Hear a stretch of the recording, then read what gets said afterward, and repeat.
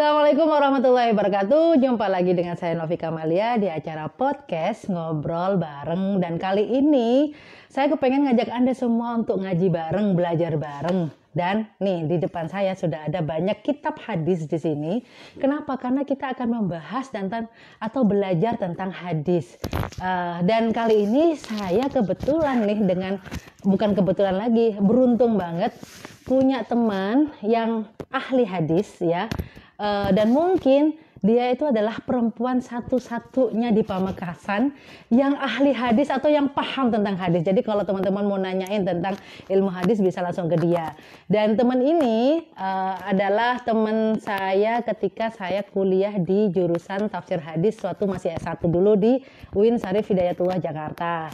Dan kebetulan karena tadi pagi saya mengisi di pesantrennya, saya meminta dia untuk podcast bareng, ngobrol bareng, sekaligus kita mau sharing ilmu kepada Anda semua tentang hadis ya. Bagaimana sih untuk mengetahui mana hadis yang maudhu, hadis yang sahih, hadis yang bisa kita jadikan rujukan tentang ilmu tentang hukum lah kayak gitu ya. Jadi biar nggak lama saya akan memanggil dia untuk berbincang tentang hadis. Yuk silakan Azizah. Silahkan, selamat datang. Terima kasih loh waktunya sudah mau berbincang. Karena mau ngajakin dia podcast untuk berbagi ilmu itu agak susah banget ya. Ya Zah ya? Enggak susah. Enggak susah karena saya yang nggak bisa kesini. Tapi Zah, dulu waktu kamu masih kuliah itu, kenapa kamu memilih tafsir hadis? Kalau aku nih, kalau aku tuh dulu kuliah karena terinspirasi dari kiaiku. Tapi bukan hadis sih yang pengen saya ambil. Tafsirnya. Karena kata kiai saya tuh gini, kalau kamu kepengen tahu banyak ilmu, semua ilmu yang ada di dunia ini, udah cukup di Al-Quran aja. Makanya saya ngambil tafsir. Cuma di jurusan itu kan adanya tafsir hadis, nggak ada tafsirnya. Nah kalau kamu kenapa waktu itu kamu kuliah ngambil jurusan tafsir hadis? Salah jurusan sebenarnya. Kok bisa salah jurusan gimana? Kamu juga ngambil hadis doang ya? Enggak, awalnya tuh mau ngambil fikih. Gitu, ngambil di syariah. Pas kakak bilang dulu, sudahlah coba tafsir hadis aja gitu. Ambil tafsir hadis aja pilihan pertama gitu, syariahnya pilihan kedua gitu. Udahlah ikut tuh. Lulus ternyata kan di tafsir hadis. Galau tuh 1-2 semester tuh galau aku. Gak pernah di kelas tuh gak pernah komentar, cuman diem aja karena emang bukan jurusan yang aku sukai dan bukan yang aku inginkan di situ. Terus setelah 2 tahun terus aku mondok di Darussunnah belajar hadis. Semester 2 akhirnya aku mikir, ini gue udah kecebur gitu ya, aku udah kecebur masa aku mau setengah-setengah gitu. Akhirnya di situ aku belajar semester 2 baru mulai buka diri ke perpus baca, terus pas di kelas itu mulai aktif untuk diskusi gitu. Akhirnya setelah lulus kok rasanya gak kecewa gitu loh dengan hasil yang 4 tahun itu, walaupun di awal ngerasa salah jurusan, setelah dijalani ternyata saya merasa tidak salah jurusan. Nggak salah jurusan. Memang di situ sebenarnya dan lebih enak memang tafsir hadis dibandingkan fikih. Karena kalau fikih saya rasa hanya belajar fokus ke fikihnya, hukum aja. Hukum aja, tapi kalau tafsir ataupun hadis kan kita dapat dua-duanya tuh dulu kan. Iya. Kita bisa semuanya, mau baca fikih, mau apa, di tafsir pun juga ada, di hadis pun juga ada kejelasannya. Tapi kamu lebih cenderung mana, tafsir apa hadis? Karena di Darussunnah saya lebih nyaman hadis gitu. Jadi saya lebih cenderung ke tafsir, ke Al-Quran, Azizah lebih ke hadis. Lah, kenapa lebih cenderung ke hadis ya? Karena gini loh, kalau aku mikir ya, kalau kita ngebengkelin Al-Quran dengan ngebengkelin hadis kan lebih jelimet hadis. Iya, betul. Kalau Al-Quran kan udah tafsir dirayah gitu ya, cuma udah gampang gitu menafsirkan Al-Quran.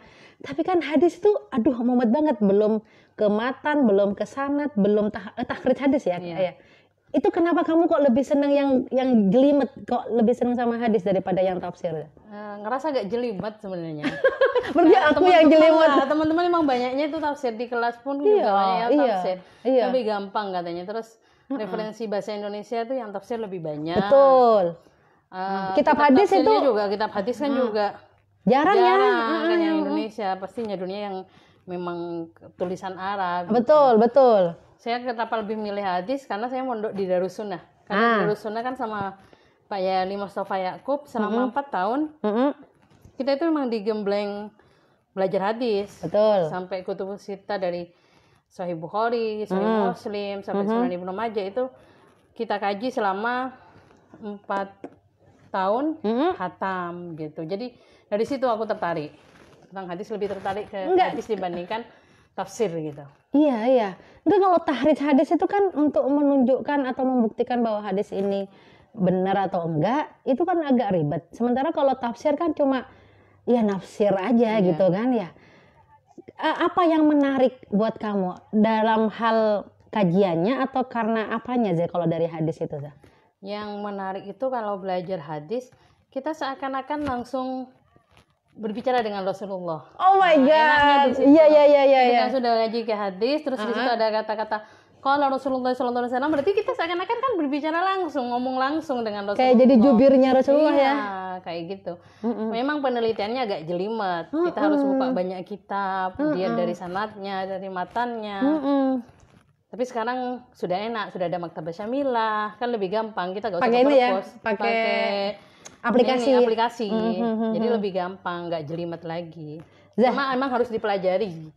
Oh, masih ini ya, ada step-stepnya. Iya, harus ada gurunya. Kalau kita hanya mempelajari secara online ya, istilahnya kayak sekarang, atau hanya otodidak, belajar baca buku aja, itu nggak bisa. Hadis itu pasti harus ada gurunya biar kita nggak tersesat gitu. Cara penilaian. Ada orang yang belajar hadis terus tersesat. Ada, maksudnya ada itu jadi dia otodidak, hanya belajar kitab aja, dari kitab saja ngambilnya secara online atau misalnya dari kitab, sehingga nanti cara menyimpulkan hadisnya dia bisa berlawanan dengan ulama-ulama yang lain gitu, karena memang tidak punya guru kan, dia hanya mengambil saja dari kitab, padahal dari kitab itu kan ada penjelasannya kan, harusnya dijelaskan dulu sama gurunya. Padahal gitu. Stepnya udah benar ya kan, stepnya udah benar. Tapi tanpa guru itu bisa menyebabkan kesalahpahaman lah istilahnya. Iya. Jadi misalnya kalau misalnya seorang guru ulama misalnya, oh hadis ini dhaif karena perawinya yang ini dhaif. Lah orang yang otodidak itu bisa menilai dia itu tidak dhaif karena dia punya argumen lain dengan rujukan buku seperti ini. Sedangkan orang yang guru itu kan lebih sudah ada sanadnya ke atasnya, ada lebih detail gitu perinciannya gitu. Kalau banyak otodidak ke kitab saja, nggak bisa. Jadi kalau urusan hadis nggak bisa otodidak. Nggak bisa, kecuali kalau harus ada guru. Kalau pengen tahu lebih detailnya, apalagi sampai penelitian tahrij gitu ya. Iya. Harus ada gurunya lah. Harus ada gurunya. Kayak kita dulu pas kuliah kan ada mata kuliah khusus tahrij gitu. Tahrij hadis harus. Zah kan sekarang lagi Muharram nih. Saya tuh dari kemarin banyak sekali mendapatkan hadis-hadis berseliweran di medsos saya tentang Muharram. Nih misalnya tentang anak yatim ya. Nah, itu seperti apa sih Zah? Karena kadang-kadang ini hadisnya benar atau enggak? Kadang-kadang aku mikir begitu. Ini salah satunya ya, aku pengen minta pendapat kamu nih. Ini hadis tidak ada kalau Rasulullahnya, tidak ada sanadnya, tidak ada an-an. Kalau misalnya teman-teman nggak tahu sanad itu apa, itu kayak perawinya yang biasanya di hadis tuh ada an gitu ya, kola kayak gitu. Ini gimana bacanya nih? Man masahah yadahu ala ro'si yatim ya. Yauman asyura rafa'allahu ta'ala lahu bikulli sya'ratin darajah. Siapa yang mengusap kepala anak yatim atau menyantuni atau menyayangi pada hari Asyura 10 Muharram, maka Allah akan mengangkat derajatnya sebanyak rambut anak yatim tersebut yang terusap oleh tangannya. Hadis ke-221 dari kitab An-Tanbih Tambihul Ghafilin itu. Gimana Pak? Tambihul Ghafilin. Nah, ya. Ini gimana? Saya bisa nggak sih percaya dengan hadis begini nih, Zah? Atau gini pertanyaan gini, gimana cara tahu bahwa ini hadis sahih atau enggak? Kalau saya sendiri pas lihat lihat hadis dari kitab atau dengar ada, biasanya kan penceramah gitu ya, banyak kayak sekarang Muharram kayak gini, itu banyak yang memang mengeluarkan hadis-hadis keutamaan kayak barusan itu yang anak yatim dan semacamnya. Entah kenapa ya, karena mungkin udah terbiasa belajar hadis mungkin selama 4 tahun di Darussunnah. Ketika mendengar hadis itu saya nggak bisa langsung percaya gitu, langsung teng, bener nggak sih, langsung walaupun isinya bagus. Iya, walaupun isinya bagus. Tuh kan. Dan terus saya biasanya langsung cross check, karena sekarang ada aplikasi, saya langsung biasanya buka di aplikasi dulu, untuk ngecek dulu, ngecek. Paling tidak diketahui, oh ini riwayat siapa. Kalau udah lihat, oh riwayat Bukhari Muslim, udah langsung aku ambil. Langsung kamu ambil? Kalau dari Bukhari Muslim aku langsung ambil. Bentar, kenapa kalau Bukhari Muslim langsung kamu percaya? Nah, Bukhari Muslim itu kan terkenal kitab yang paling sahih setelah Al-Quran lah istilahnya. Jadi ratingnya lah istilahnya, tingkatannya itu setelah Al-Quran, kitab hadis yang bisa dijadikan pedoman pertama itu memang Bukhari dan Muslim. Kenapa tidak dengan kitab yang lain, misalnya Ibnu Majah, Abu Daud, itu dulu, atau misalnya Mustadrak Penyan Hakim gitu. Kenapa? Karena memang ratingnya kecil. Ini Imam Al-Bukhari sama Imam Muslim itu sangat selektif dalam memilih perawi. Gitu. Ketat banget. Iya, ketat banget. Ada syarat tertentu yang memang tidak sama dengan ulama yang lain. Ada yang ingat nggak sih syarat untuk apa yang dipilih sama Bukhari Muslim, perawi-perawi itu syaratnya? Dibandingkan dengan yang perawi lainnya? Hadis itu kan untuk mencapai kualitas sahih itu harus memenuhi 5 syarat, kan? Betul. Sanadnya bersambung. Orang yang kaul-kaul itu ya, bersambung. Terus habis itu adil. Si perawi itu adil itu bukan berarti ketika menghukumi ada pencurian gitu misalnya, bukan seperti itu. Adil itu maksudnya jadi orangnya itu, yang dimaksud adil itu tidak melakukan hal-hal yang nyeleneh, terus orangnya itu berakal, baligh, itu termasuk adil maksudnya. Artinya gini, kalau di zaman dalam sekarang hadis itu adil namanya. Adil. Kalau dalam sekarang nih, zaman sekarang SKCK ya. Surat kelakuan baik. Iya, bener. Ya nggak gitu. sih? Harus ada SKCK-nya. SKCK-nya dari polisi ya, kayak gitu. Itu tuh adil dalam hadis maksudnya. Artinya dia tidak pernah melakukan kejahatan, keburukan. Itu terus dobit itu hafalan. Hafalannya kuat apa enggak gitu. Jadi kalau misalnya hafalannya, untuk mengukur kuat apa enggaknya gimana tuh? Dites dulu. Harus ada tesnya dulu, kayak ceritanya Imam Bukhari itu. Kenapa? Pas dites sama 90 apa 100 ulama mentes hadis secara acak sama beliau. Beliau dites, ulama yang pertama membacakan hadisnya, ini kesalahannya di mana, ulama kedua, terus diurut. Imam Bukhari itu menjawabnya secara spontan, diurut dari nomor 1 yang sudah kan 100 dulu disebutkan, soalnya setelah itu Imam Bukhari jawab semuanya secara detail. Kan kelihatan banget tuh kalau hanya memang dia hafalannya kuat. Ini sudah ya lewat kan dari nomor 1, ulama yang ini hadisnya tadi gini-gini, itu kesalahannya di sini gitu.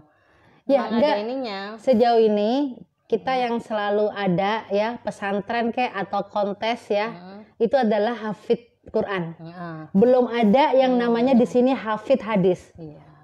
Itu sebenarnya perlu dilestarikan. Betul. Makanya aku di sini kemarin tuh ada iklan, istilahnya kita mencoba ngafalin kitab hadis yang kecil, arba'in yang hanya 40. Nah, itu kita iklankan kemarin, sempat di sini. Iklan masa suruh hafalkan? Iya, ngafalin yang 40 terus kita iklankan, kita tampilkan. Di depan santri itu ditampilkan hafalannya gitu. Iya ya. Penjelasannya. Sampai sekarang nggak ada loh pondok pesantren atau kontes ya. Apa kontes tuh? Perlombaan. Hafal hadis. Adanya tuh tahfidz ya, tahfidz Quran atau ya hafal Quran. Gitu. Tapi belum ada hafal hadis. Makanya, tapi menurutmu penting nggak sih kita harus hafal hadis? Ya penting untuk kalau misalnya, apalagi kalau misalnya tokoh lama ya, diserbu banyak permasalahan, kita bisa mengambil dalil dari hadis tanpa harus cross check ke kitab, karena sudah ada di hafalan. Kan itu jadi sumber kedua setelah Al-Quran. Betul. Ini kan kalau di hadis itu kan ada sanad, ada matannya. Matan itu redaksinya. Kan kalau Al-Quran ngafal itu mah enak gitu loh. Waktu itu Imam Bukhari ngafalin hadis tuh sama sanad. Iya, semuanya gitu. Sama sanad semuanya dia. Nggak matannya aja, nggak redaksinya aja. Bisa. Kalau misalnya dia ngafalin matannya saja, nggak mungkin jadi kitab Sahih Bukhari. Harus sama sanadnya. Iya, sanad yang ada di Sahih Bukhari itu kan dihafal dia semua berarti. Gila ya. Nggak, masalahnya kan gini, modifikasi buku hadis ini kan. Ini kan setelah 200 atau 2 abad setelah Rasulullah meninggal. Itu untuk tahu perawi itu kan Lah itu ada istilahnya rihlah hadis, perjalanan hadis. Gimana tuh? Jadi perawi itu untuk mendapatkan hadis itu di cross check misalnya. Imam Bukhari cari gurunya ada di Kufah. Dia ke Kufah tuh nyari ke gurunya. Benar gak sih hadis ini dari dia gitu. Terus dia bilang, iya benar, tapi dia meriwayatkannya dari si A ada di Baghdad. Dia berjalanlah ke Baghdad tuh untuk cross check lagi. Makanya aku tuh makan rihlah hadis kayak gitu. Aku pernah dengar ternyata perawi hadis kayak Imam Bukhari ini atau Muslim itu orang kaya loh. Orang kaya. Karena apa? Karena untuk cross check. Iya, rihlah hadis itu kan butuh biaya. Iya. Yang aku tahu gitu gini, para ulama tuh nggak ada yang miskin, semuanya kaya. Anggaplah kalau di sini tuh punya Alfamaret gitu, punya Indomaret gitu kan, iya kan? Lah kenapa? Karena untuk meng-cross check sebuah hadis itu kan butuh biaya dan hanya dilakukan oleh orang-orang yang punya duit gitu loh. Ini butuh duit juga sebenarnya.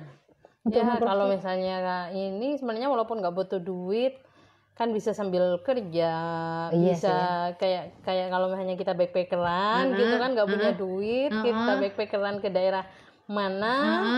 Hanya untuk ngecek, hanya untuk ngecekin aja kan bisa aja kita tidur di emperan juga. Bisa juga ya. Lah, itu yang ketiga dobit ya, hafalannya kuat.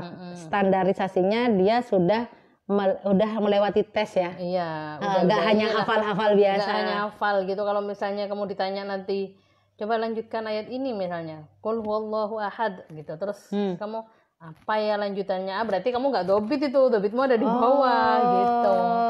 Iya. Kalau hanya kamu langsung jawab Allahu somad gitu, berarti berarti ini hafalannya benar. Langsung gitu. Jawab itu juga bagian dari standarisasinya dobit. Yang keempat Zah?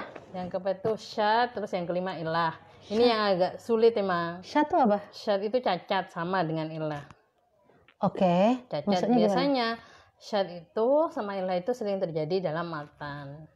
Tuh, tapi dalam sana juga ada contoh ini ya. Misalnya ada hadis. Ternyata di dalamnya membahas tentang Rasulullah itu dulu pakai handphone gitu. Nah, itu kan janggal berarti. Syad itu namanya kejanggalan, itu namanya syad. Itu beda di matan ya? Ada yang ada juga di sanad, cuman lebih seringnya memang di matan, dan untuk mencari syad dan ilah itu lebih sulit memang. Iya. Pernah kita dulu pernah ngebahas gitu. Ada hadis Rasulullah itu urusan rumah tangga sama istri-istrinya, tapi justru diriwayatkan oleh Abu Hurairah. Kan lucunya itu urusan rumah tangga ya. Tapi kalau Siti Aisyah yang meriwayatkan itu berarti bagus. Karena emang real ya, realistis. Tapi kalau Abu Hurairah yang meriwayatkan itu nggak masuk akal. Wong dia tetangganya, masa dia nyorni gitu, masa dia tuh ngintip gitu kan. Iya, betul. Nah, itu yang akhirnya bermasalah dengan matannya. Jadi kita tuh harus cek dulu. Kalau ternyata itu urusan privasi Rasulullah, kalau itu diriwayatkan oleh Siti Aisyah sebagai istrinya itu maka benar. Tapi kalau diriwayatkan oleh orang lain atau misalnya Abu Hurairah misalnya, dia kan tetangganya, nggak mungkin lah kayak gitu itu. Itu bisa jadi syad ya? Itu dalam kalau hadis nanti biasanya ketika ada hadis yang bertentangan, misalnya riwayat Abu Hurairah sama Aisyah itu bertentangan. Itu nanti ada istilah metode bagaimana sih untuk menemukan yang benar yang mana, itu pakai metode tarjih. Salah satu tarjihnya ya kayak barusan yang kamu ceritain itu. Jadi dilihat ini masalah apa? Oh, ini masalah sholat, misalnya sholat duha kan di rumahnya Rasulullah. Ya berarti ngambil hadisnya dari istrinya dong. Masa mau ngambil yang orang luar gitu ya kayak gitu. Nanti ada istilahnya tarjih juga di situ. Apa bedanya tarjih sama takhrij sayang? Kalau beda. Apa? Kalau takhrij itu kan mengeluarkan hadis, kita pengen tahu asalnya itu hadis dari mana gitu. Setelah diketahui asalnya, barulah nanti kita melakukan tarjih, penelitian. Kalau tarjih itu salah satu metode ketika ada hadis yang kontradiktif. Geng. Kalau takhrij kan nggak mesti kontradiktif. Ya. Jadi pertama itu untuk mengetahui bahwa ini hadis ini benar, sanadnya nyambung apa kagak, ya enggak sih? Yang kedua adil dalam arti kalau zaman sekarang SKCK ya, berkelakuan baik, iya kan? SKCK, iya kan ya, berkelakuan baik. Terus adil kalau bahasanya kita ya. Yang dobit hafalannya kuat, Yang keempat, syad itu janggal, illah itu cacat. Cacat itu bisa juga kalau dalam matan bisa, oh ternyata dia dulu sempat orangnya ini jadi pikun itu bisa jadi cacat dalam hadis. Dan gue masih inget, aku langsung inget nih Zah, perawi yang ketahuan kencing berdiri itu langsung gagal loh hadisnya. Iya, minum berdiri pun juga langsung gagal. Itu termasuk dalam adil, pembahasan adil. Oh, itu. Di adil ya. Jadi kalau misalnya nih perawi ketahuan kencing berdiri, minum berdiri langsung, padahal misalnya nyambung. Iya, kualitasnya bisa turun dari sahih, bisa ke hasan. Nah, itu aku pengen tanya. Gitu. Kenapa harus ditingkat-tingkatkan gitu loh? Ini yang sahih, apalagi sahih, hasan, dhaif, mutawatir itu apa saya? Nah, itu sebenarnya sebelum kita bahas sahih, hasan atau dhaif itu, kita mestinya bahas dulu mutawatir emang. Jadi pertamanya itu hadis itu secara garis besarnya sampainya ke kita itu ada mutawatir, ada ahad. Mutawatir itu adalah jika perawinya itu jika suatu hadis itu diriwayatkan oleh perawi yang banyak, lebih dari 10 biasanya. Oh, jadi misalnya matanya apa ya, redaksinya apa ya? Misalnya gini, kayak hadis ketika Rasulullah berdoa mengangkat tangan gitu, itu kan termasuk salah satu contoh hadis mutawatir. Jadi perawinya sahabatnya lebih dari 10. Tabiinnya itu lebih dari 10, itu maksudnya mutawatir. Oh, matanya satu. Matanya satu tetap. Diriwayatkan banyak perawi. Itu namanya hadis mutawatir. Nah, kalau sudah hadis mutawatir, sudah lebih dari 10, itu nggak usah diteliti lagi. Hadisnya sudah wajib diterima itu dan diamalkan. Jadi sudah tidak ada lebih dari 10 ukurannya atau lebih dari 3? 10. Harus 10. Kalau kurang dari 10? Dari kurang 10 itu masuk ke ahad nanti. Masuk ke ahad ya? Iya. Gitu. Wow. Oke. Ya, ada mutawatir, terus ada ahad. Jadi yang mutawatir itu yang misalnya 10 lebih gitu, berarti itu sudah harus diamalkan, dan hadis mutawatir itu sangat sedikit. Sangat sedikit. Kenapa sedikit sayang? Karena jarang memang ada yang satu hadis yang meriwayatkan sampai 10 lebih. Kadang ada bahkan yang meriwayatkan mutawatir itu bisa dihitung mutawatir kalau perawinya 40 per tabaqat. Permatan. Perjenjangnya itu 40 orang. Persanat-sanatnya itu ya? Jadi sahabatnya 40, tabiinnya 10, ada yang bilang seperti itu. Wih, susah dong nyarinya. Ada sekarang sudah gampang kok. Memang ada khusus kitab yang dikumpulkan, isinya cuma hadis-hadis mutawatir aja. Jadi kalau sudah diriwayatkan, kalau itu hadis mutawatir ya, usah ditanya lagi. Diriwayatkan 10 lebih dari 10 orang, maka perjenjangnya itu sudah dianggap hadis sahih. Nggak sahih lagi, nggak ada istilah sahih sudah kalau mutawatir itu. Ya sudah mutawatir harus diamalkan. Gitu. Harus diamalkan. Selain mutawatir nanti ada ahad. Ahad itu adalah? Ahad itu ketika jumlah perawinya di bawah mutawatir. Kurang dari 10. Jadi nanti ahad ada pembagian lagi tuh. Nggak usah panjang lebar lah. Ada pokoknya kurang dari 10 itu ahad lah. Di ahad ini nanti yang ditahrij sehingga menghasilkan sahih, hasan, dan dhaif. Oh. Gitu. Jadi sebenarnya istilah sahih, hasan, dan dhaif itu maksudnya nanti ketika kita meneliti hadis ahad. Karena kalau mutawatir sudah gak ada istilah sahih, hasan, dhaif. Oke. Jadi dari ahad kita teliti, hadisnya teliti, dan nanti bisa menghasilkan sahih, hasan, atau dhaif. Sahih itu yang gimana saya? Yang memenuhi 5 syarat tadi itu. Oke. Yang kita bahas tadi. Iya. Kalau hasan itu berarti hafalannya di bawah sahih. Kenapa itu? Dari 5 itu apa yang kurang? Yang 5 itu semuanya terpenuhi, cuman hafalannya lebih kurang. Jadi kayak tadi yang aku bilang, kalau lu lanjutkan ayat ini gitu. Qul huwallahu ahad gitu. Terus masih mikir gitu. Nah, itu bisa jadi hasan hadisnya. Gitu. Nggak bisa jadi sahih. Ya. Gitu. Hasan. Padahal semua syarat terpenuhi, hanya gara-gara nggak kuat. Jadi hasan. Oh my god. Oke, ini hasan. Terus yang dhaif.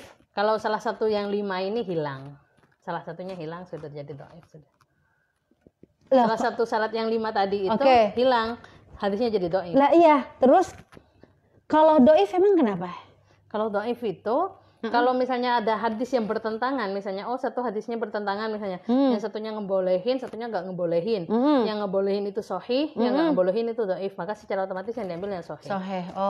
Cuma gitu. Jadi derajatnya doang ya. Ketika derajatnya sudah beda, pengamalannya juga beda. Dan itu pun kalau ada dua hadis yang bertentangan. Yang A bilang boleh, yang B bilang enggak, tapi yang A ini doif, yang ini soheh, maka yang ambil lah. Kalau nggak bertentangan, misalnya itu hadisnya doif itu tidak boleh diamalkan memang.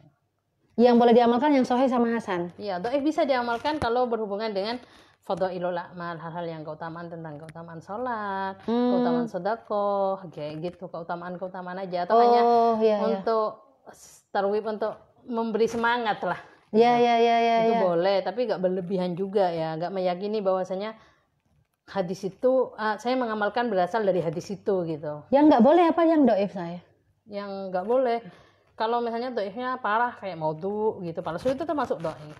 Maudhu itu yang palsu. Iya, jadi dibuat-buat, nggak dari Rasulullah, dibilang dari Rasulullah gitu. Seperti contohnya ini nih, dulu katanya ada orang mengeluarkan hadis gini, al-badhinjan dawaun likulli da'in, katanya. Apa tuh? Terong itu obat dari segala penyakit gitu katanya. Iya kah? Ada tuh hadis. Diteliti ternyata yang mengeluarkan itu siapa? Pedagang terong. Biar terongnya laku gitu. Iya. Gitu. Tapi akhirnya nyampe ke sini dianggapnya itu hadis. Ada nggak ya disebut ada redaksi dianggap itu hadis, tapi sampai sekarang masih ada nih, utlubul ilma walau bisin, tuntutlah ilmu ke negeri Cina. Itu bukan Rasulullah yang ngomong. Bukan, itu lama. Ada lagi yang bilang Rasulullah itu kalau makan nggak sampai kenyang. Berhenti. Berhenti nggak sampai kenyang, dan makannya nggak sampai lapar gitu. Pokoknya nggak sampai lapar. Makan kalau lapar, iya kan, terus berhenti sebelum kenyang. Kayak gitu. Pokoknya ada tentang hadis itu. Itu juga bukan Rasulullah. Loh, dokter Sudan yang mengatakan ternyata. Dokter Sudan yang ngomong, tapi dinisbatkan ke Rasulullah. Dan Rasulullah, oke. Tapi bisa jadi kan Rasulullah begitu, saya. Bisa, tapi nggak ada keterangannya dalam hadis. Kenapa nggak ada hadisnya? Nggak ada. Bukan berarti Rasulullah nggak begitu, tapi nggak ada hadisnya. Hanya saja. Memang Dokter Sudan itu mengatakan pola makan yang bagus seperti itu. Gitu. Berhenti sebelum kenyang. Gitu. Iya. Makan pas lapar ya, gimana sih? Iya, aku pernah dengar tuh. Iya, kayak gitu kan. Pokoknya kalau yang di situ yang dipermasalahkan kan, Rasulullah itu kalau makan berhentinya nggak sampai kenyang gitu. Sebelum kenyang sudah berhenti. Iya. Itu nggak ada hadisnya. Nggak ada hadisnya. Walaupun isinya benar, isinya bagus. Betul. Lah, ini kan banyak aja hadis-hadis yang kayak begitu tuh. Isinya benar. Kalau mau nih ya baca di hadis-hadis bermasalah, gue lupa nggak diambil kitab bukunya. Hadis-hadis bermasalah punya Pak Yai itu, Profesor Ki Haji Mulya Mustafa Yaakob. Memang semua hadis-hadis yang bermasalah di situ dijadikan satu. Wih, mantap. Yang bermasalah yang sering dijadikan ini bahan ceramahan oleh orang-orang Indonesia, oleh ustaz Indonesia. Ustaz ini ya, ustaz TV, ustaz media sosial. Itu ada di situ. Gimana? Dikumpulkan sama Pak Yai. Yang kamu ingat apa sih? Karena aku gini ya, banyak orang-orang tuh apalagi di WA group gitu ya, ngasih tahu hadis-hadis gitu, tapi tanpa sanad, langsung ke matannya. Ciri-ciri kalau dilihat dari matan aja, kan tadi cuma hadis ini sahih apa enggak ya. Kita lihat dari matanya dulu, karena kan banyak hadis yang diberikan atau disebarkan itu mesti nggak ada sanadnya, nggak ada annya itu ya, tapi langsung redaksi, langsung matanya, langsung redaksinya. Itu gimana cara tahu kalau itu nggak itu, iya itu bukan dari Rasulullah. Secara kasat mata sih nggak bisa ya kita neliti seperti itu, memang harus pakai tahrij, langsung pakai tahrij aja. Kecuali kalau disebutkan di situ kan ada kadang-kadang nggak disebutkan sanadnya, terpotong langsung rawahu Muslim, rawahu Tirmidzi, kayak gitu. Berarti kita harus ngerujuk kalau pengen tahu aslinya. Kitab aslinya. Kita buka kalau misalnya Rawahul Bukhari, kita buka Sahih Bukhari kayak Iya, gitu. iya. Jadi nggak ada. Karena gini, banyak orang yang kayak sekarang nih, siapa yang puasa 10 Asyura apa ya, puasa dosanya akan diampuni 50 tahun yang akan datang. Itu juga termasuk salah satu ciri hadis dhaif kayak gitu. Mesti ya. Ada yang terlalu lebay, lebay gitu. Itu termasuk hadis-hadis dhaif atau hadis palsu kadang kayak gitu. Duh itu kan. Dan yang Asyura yang kamu bilang barusan, memang nggak ada hadisnya itu yang 50 tahun itu. Iya. Karena memang Asyura yang dikatakan oleh Rasulullah, puasa Asyura itu yang disunahkan oleh Rasulullah itu katanya seperti ini ceritanya. Rasulullah dulu itu mewajibkan puasa Asyura karena orang-orang Yahudi juga puasa Asyura. Jadi sebelum diwajibkan Ramadan. Oh, sebelum ada kewajiban puasa Ramadan, Rasulullah puasa tuh Asyura kan. Setelah ada Ramadan, akhirnya Rasulullah bilang, terserah kalian mau puasa ya, nggak mau puasa nggak apa-apa. Oh iya, gitu. Iya, yang penting Ramadannya yang wajib kan. Terus ketika Rasulullah nyampe ke Madinah, orang-orang Yahudi itu kan tetap kan berpuasa kayak gitu. Kenapa sih mereka berpuasa, kata Rasulullah. Terus dijawab, karena menurut orang Yahudi itu adalah hari yang utama. Karena Nabi Musa diselamatkan dari Fir'aun juga pada tanggal segitu. Nabi Ibrahim diselamatkan dari Raja Namrud dari api itu juga pada tanggal 10 Asyura. Nabi Yunus yang keluar dari ikan itu paus juga tanggal Asyura katanya. Terus katanya Rasulullah, wah kalau kayak gitu berarti kita lebih berhak dari mereka untuk puasa. Hanya itu yang dikatakan bahwasanya Asyura itu memang sunnah hukumnya. Ganjarannya, pahalanya nggak sampai 50. Katanya dia itu menghapuskan dosa setahun yang lalu. Itu hadis yang bisa dijadikan pegangan seperti itu. Nah lagi pula kalau mau puasa ya nggak usah nyari-nyari pahala, puasa aja untuk menghormati Nabi siapa? Kayak baru tadi tuh Nabi Musa, Nabi Yunus. Selain itu juga karena memang Muharram itu termasuk Arba'atun Hurum, kata dalam Al-Quran itu dalam surat At-Taubah disebutkan bahwasanya ada 4 bulan yang termasuk bulan haram, maksudnya bulan yang dimuliakan oleh Allah, yaitu bulan Dzulqa'dah, Dzulhijjah, Muharram sama Rajab. Muharram termasuk bulan yang dimuliakan. Maka secara otomatis ketika beribadah di bulan Muharram ada ibadah, ada pahala yang dilipat gandakan dibandingkan bulan-bulan yang lain. Ya keyakinannya ke sana aja, gak usah terlalu lebay lah katamu tadi. Lebay. Tapi gini, banyak nih orang-orang ya mendapatkan legitimasi ibadah dia melalui hadis. Ternyata hadisnya bukan hanya dhaif, maudhu. Boleh nggak sih Zah kita melakukan satu ibadah berdasarkan hadis maudhu? Nggak boleh. Kalau ibadah, tapi baik loh ibadahnya. Kita baik ya, kayak tadi yang kamu bacakan ya, yang tentang mengusap anak yatim gitu ya. Kalau kita mengusapnya gini, aku ngusap biar nanti ada dapat pahala gitu, hanya sehelai rambutnya itu jadi pahala gitu kan, itu ada pahalanya gitu kan. Nggak boleh kalau misalnya kita berdasarkan hadis itu. Kita memang berdasarkan untuk menyantuni anak yatim itu memang dianjurkan oleh Rasulullah. Udah segitu aja, nggak usah berdasarkan hadis yang, ini. Ngambil hadis yang sahih, tapi nggak usah berpegangan sama hadis yang maudhu tadi. Gitu.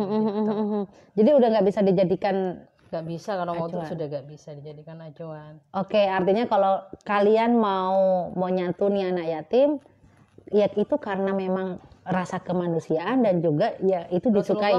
Rasulullah menganjurkan seperti itu, kata Rasulullah, nawaka filul yatim hakada. Jadi nanti ketika di surga, Rasulullah itu dengan orang-orang yang mengasihani anak yatim itu seperti ini dekatnya. Seperti ini jaraknya gitu. Jadi jaraknya sangat dekat gitu kan. Ada anjuran seperti itu. Jadi yang dipegang itu ya hadis yang itu.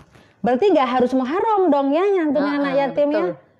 Jadi di setiap hari di bulan-bulan yang lain pun juga, karena itu anjuran Rasulullah. Oke. Tapi ada nggak sih Zah hadis yang yang maudhu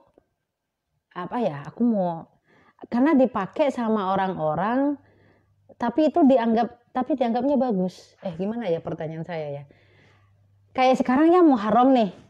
Atau enggak yang isinya agak agak berlebihan yang sampai diampuni dosanya sampai tahun yang berapa tahun yang akan datang gitu, itu untuk mengcounternya, untuk ngasih tahu bahwa itu loh gak benar gitu loh. Itu bahasanya gimana sih?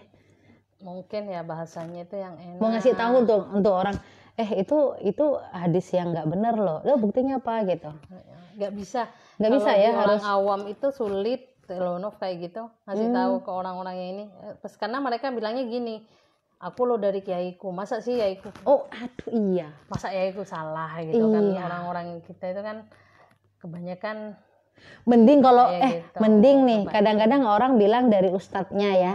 Ustadznya kan anggap keilmuannya kadang nggak mondok ya nggak sih, dia cuma karena habis hijrah. Habis hijrah terus tiba-tiba jadi ustadz, terus dia ngomong sama orang, orangnya ngomong iya kata ustadzku. Jadi memang epistemologi keilmuan tuh penting ya untuk hadis. Ya kita ngasih ini aja, paling tidak keluarga terdekat aja lah dulu. Ya. Gitu. Jadi kita ngomongin kitab nih, ya kan? Ini dia banyak sekali nih kitab-kitab hadisnya. Kalau saya cuma sedikit. Dan kitab itu biasanya percetakan Libanon ya? Ya Beirut. Ya mesti Beirut. Kenapa ya Zaya? Kitab-kitab tuh banyak di Beirut sih. Cetakannya kayaknya bagus. Kalau dilihat yang apa namanya, kerapiannya, terus. Itu Beirut ya? Ininya iya, rata-rata memang Beirut. Ini kitab, ini kan macam-macam nih. Ini macam-macam. Ini Sahih Muslim. Nih teman-teman, nih Sahih Muslim. Ini ada berapa jilid ya Zah? Kalau yang ini ada 2 jilid, ada yang 1 jilid, ada Sahih Muslim 1 jilid, tergantung cetakannya. Oh gitu. Ini kan ya teman-teman ada tulisannya Sahih Muslim. Ya. Dan ini adalah yang pengarang kitabnya kan Imam Muslim. Ini ya? Ini ya pengarangnya itu kan. Ini Sahih Muslim, ini pengarangnya nih. Jadi kitabnya di dalamnya itu membahas tentang hadisnya aja, ditulis sama sanadnya lengkap. Oh ini kitabul buyu nih, kitab jual beli. Ditulis dengan sanadnya lengkap. Aku tuh kadang nggak bisa ngebedain loh Zah, kitab hadis sama kitab fikih. Ya beda lah Say. Kalau fikih itu karena sama kitabnya pertama mesti kan toharoh tuh, bab toharoh. Tapi kalau di fikih itu penjelasannya itu kan, kalau fikih dibacanya nggak nyebutin hadis, nggak langsung hadis. Kalau kitab hadis di situ ketika di sini kita bulbuyu misalnya kan, jual beli di fikih pun juga ada kan jual beli tuh. Tapi di sini kan langsung hadisnya yang ditulis. Oh kalau fikih itu kayak rukunnya, kayak apanya, definisinya kayak gitu. Oke. Dan ini sudah tersaring ya, jadi apa yang ada di buku Bukhari Muslim itu udah benar. Oke. Ya. Tadi aku ada lihat buku syarah tuh. Jadi ada orang-orang nggak paham bahwa ada kitab kuning yang misalnya dia tulisannya Bukhari Muslim tapi pensarahnya beda. Iya. Itu gimana tuh Zah? Itu maksudnya mana yang tadi tuh ini nih kayak gini nih. Ini kitab Abu Daud. Sunan Abi Daud syarahnya. Oh yang syarahnya. Bukan kitab Abi Daudnya, itu syarahnya. Betul. Jadi hadisnya itu ditulis hadisnya dulu di atas, terus ada penjelasannya di bawahnya. Kayak gini nih ya. Jadi ini hadisnya, ini syarahnya di bawahnya. Penjelasan. Kalau kayak sekarang itu kalau dalam Al-Qur'an tafsirnya. Kalau dalam hadis itu syarahnya istilahnya. Sama dengan Al-Qur'an. Kalau Al-Qur'an kan lafadznya ditulis di atas, terus di bawahnya itu kan ada penafsirannya. Sama betul. Kayak gitu. Lah ini kalau kalian pas dengar Abu Daud, ini bukan kitab Abu Daud, ini dilihat ada syarahnya, ada yang mensyarah ya, ada yang menjelaskan kitab Abu Daud gitu kan. Beda kayak gini nih, Riyadhus Shalihin kan hadis juga. Cuman kan sanadnya gak lengkap, Nih. Oh. Dipotong yang kayak katamu tadi tuh. Sanadnya gak ada sanad. Oh, gak ada sanad. Gak ada sanadnya. Gak lengkap kan sanadnya, cuma dari sini dari Ibnu Umar, hanya sahabatnya saja yang ditulis gitu. Seharusnya berapa orang sih Zah kalau misalnya kita kepengen tahu hadis ya? Kalau itu sudah tahu mau tahu gimana ya? Kalau seandainya disebutkan hanya 5 sanad itu nggak masalah ya? Nggak masalah. Kan tergantung ininya, perawinya. Nanti kalau perawinya tambah akhir misalnya, berarti sanadnya, perawinya itu akan lebih banyak. Tapi kalau nggak pakai sanad boleh nggak sih Zah? Boleh. Kalau Rasulullah, boleh. Misalnya, lu bilang ya, kalau Rasulullah SAW innamal a'malu binniyat, boleh. Tapi paling tidak kasih tahu di akhirnya rawahu Muslim, rawahul Bukhari gitu. Kalau enggak yang sanad-sanad awal-awalnya tuh ya, kalau Rasul iya, kamu nggak baca kan? Iya, nggak baca. Cuman di akhir kamu kasih tahu itu riwayat siapa. Kalau riwayatnya siapa apa yang Bukhari apa Muslim itu nggak apa-apa dikasih tahu, tapi kalau hanya kamu kan, kamu hanya ngutip nih hadis ya, terus kamu bilang kalau Rasulullah SAW langsung hadisnya, kamu kasih tahu dulu itu hadis kamu ambil dari mana, nggak apa-apa. Tapi kalau kamu nggak ngutip terus bilang kalau Rasulullah kayak gini-gini lah, itu yang dikhawatirkan dhaif, maudhu, kan kita nggak tahu asalnya. Kita nggak tahu, karena kalau Bukhari Muslim pasti sahih. Iya, atau enggak nomor hasan. 2 lah. Nomor 2 dia. Emang sahihnya nomor 2 setelah Al-Qur'an. Kitab yang dijadikan iktimat sandaran. Kalau perawi yang lain gimana saya? Kayak Abu Daud, Ibnu Majah, Tirmizi. Masih bisa diambil, cuman tetap kalau dulu pas saya belajar takhrij di Darus Sunnah, riwayat selain Bukhari dan Muslim masih harus kita kaji ulang, harus teliti ulang katanya seperti itu. Artinya kalau misalnya udah dia karena bisa aja hasan, bisa aja dia itu dhaif dan semacamnya bisa. Masih ada kemungkinan. Tapi sayang kalau ternyata itu isinya ya, matanya itu tentang kedekatan, ingin mendekatkan diri kepada Allah, isinya ibadah-ibadah gitu. Kan nggak apa-apa kan, kalaupun dia bukan dari Sahih Muslim atau ternyata dia hasan. Nggak masalah. Nggak masalah, memang nggak masalah. Kan makanya dikatakan dhaif pun juga nggak masalah diamalkan, asalkan itu tentang keutamaan. Oh iya. Hal keutamaan dan tidak berlebihan. Kalau kayak tadi menghapus 50 tahun, kan itu terlalu berlebihan. Karena gini, aku baru ingat nih, karena saya juga tafsir hadis. Dosen lu kalau nggak salah si siapa namanya tuh yang Pak Bustami, ingat nggak sih? Dia bilang gini, Rasulullah itu bukan orang yang lebay gitu, orang yang lebay yang kadang kamu kalau ngelakuin ini nanti dosamu akan diampuni sampai berapa tahun gitu. Rasulullah tuh realistis dan kebanyakan maksudnya nggak pernah ngasih apa istilah imbalan-imbalan, nggak pernah. Jadi kalau hadis sudah dikasih imbal-imbalan itu udah bermasalah matanya. Nah kalau Rasulullah lebih realistis kayak gini, sebaik-baiknya ibadah itu adalah ini. Nah itu udah bener tuh. Kalau masih ada hadis yang isinya tuh ngimbal-ngimbal, nanti kamu kalau begini dapat ini loh. Itu bukan Rasulullah banget katanya. Ada sebenarnya yang ngimbal-ngimbal ya, kayak barusan yang dibilang bahwa puasa Asyura itu bisa menghapus 1 tahun yang lalu, itu kan masih wajar. Itu kan juga ngimbal istilahnya kan, masih wajar kan. Betul. Tapi kalau sampai 50 tahun, apalagi kayak ini yang sering pas Ramadan itu kan ada tuh orang di masjid yang para penceramah ngasih tahu keutamaan hari pertama Ramadan itu. 10 hari. Hari kedua gini, hari ketiga gini gitu kan ada. Bukan tuh harinya. 10 hari pertama. Yang pertama, tengah, sama akhir itu juga termasuk. Terus ada juga yang per hari juga, Per hari ada. Per hari ada keutamaan hari pertama apa, hari kedua apa, ada yang kayak gitu. Itu semuanya bermasalah hadisnya ternyata. Oh my god. Bermasalah dalam arti tidak bisa dijadikan sandaran. Bisa dijadikan hujah. Nah, ini belajar deh teman-teman nih. Jangan mudah ngasih ngebagi hadis kalau kamu sendiri belum tahu bahwa itu hadis yang memang benar. Sekarang kan inilah musim hoak, berita hoak yang disebarluaskan. Betul. Di grup-grup WA kayak gitu. Betul. Dan kadang-kadang gini, emang kenapa kalau misalnya kayak tuntutlah ilmu